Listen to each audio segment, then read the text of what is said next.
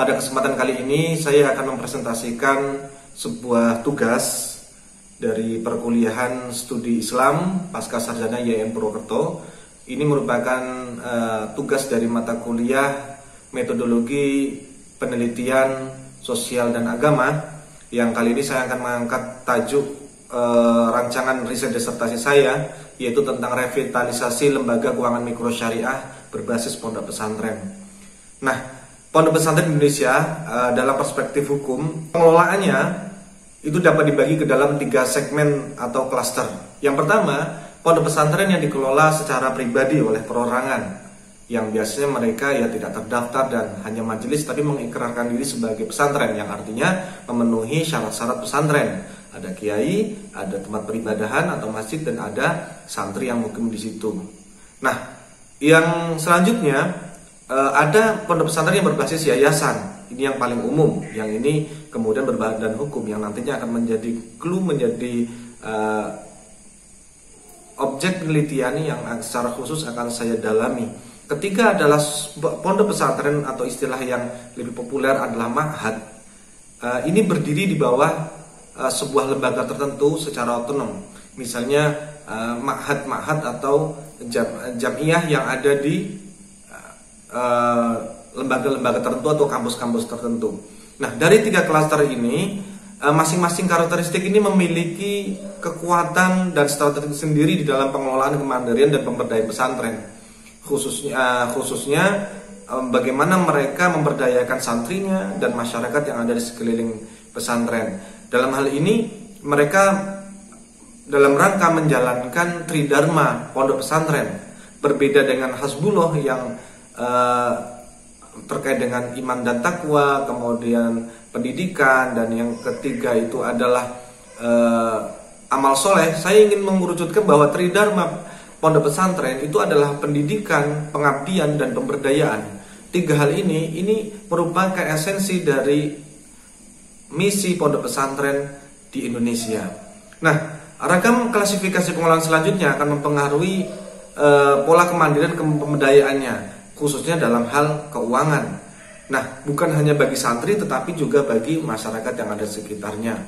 Ini berbicara entitas pengelolaan keuangan secara internal dan bagaimana kemudian kiprahnya di masyarakat sekitar. Nah, pemberdayaan sebagai domain dari pondok pesantren ini dapat terimplikasi ke dalam kemandirian operasional lembaga dan kiprahnya mengangkat harga dan martabat santri dan masyarakat sekitarnya. Bukan hanya membumikan konstruksi secara transendental, tetapi juga menghidupkan pondok pesantren dalam perspektif bangunan sosial. Ini menurut Sulistiani. Moderasi pondok pesantren dewasa ini semakin memaksa untuk memperluas kiprahnya, bukan sekedar sebagai lembaga pendidikan agama belaka, tetapi juga bagaimana ia mampu mandiri secara ekonomi, bukan hanya untuk lembaganya sendiri, tetapi masyarakat sekitarnya. Dalam hal ini, gairah keuangan di lingkungan pondok pesantren ini semakin terpicu atau semakin meningkat dengan hadirnya negara akhir-akhir ini dalam hal khususnya pengelolaan keuangan pesantren, di mana memberikan kesempatan pesantren sebagai sentral pengelola lembaga keuangan mikro syariah, atau dalam ini adalah bank wakaf mikro. Nah, terkait dengan revitalisasi peran pondok pesantren tersebut, banyak pihak yang kedepannya itu mengharap besar kepada pondok pesantren dalam hal khususnya kiprahnya selain dunia pendidikan. Yang kedua adalah pengabdian, yang ketiga adalah pemberdayaan, di mana diharapkan pesantren nantinya dapat menjadi fajar baru bagi pendidikan dan pemberdayaan masyarakat yang ada di Indonesia ini. Nah, pemirsa sekalian, premis di atas tadi itu bukan berarti tidak ada masalah.